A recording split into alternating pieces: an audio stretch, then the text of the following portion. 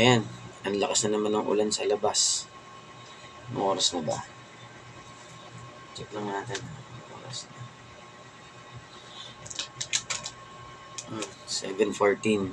Ang lakas ng ulan. Ay nako. As usual, tagtumal na naman yan.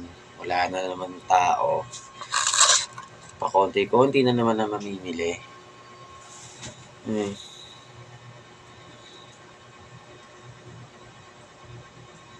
Sana mamaya wala na para pagpasok nung panganay ko, hindi na umuulan. Tsaka madali magsundo. Pag sinundo ko yung pangalawa, si Kuya Sohan.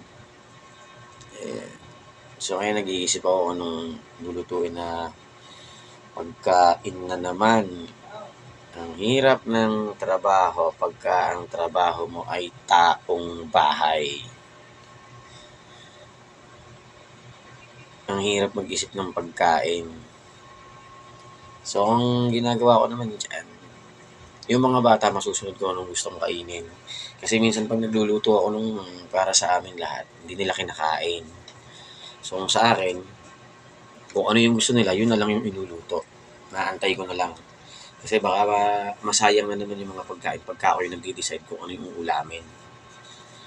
Yun muna sa ngayon. Mamaya na lang ulit. Update ko kayo. Napagsabihan kasi tayo ng ating butihing meta na mag-upload ng mga vids. Ayan. Mamaya pala may kulitan na naman. Kaya na lang bahala mamaya manood. So, yan. Tara. Happy morning guys. Appear tayo.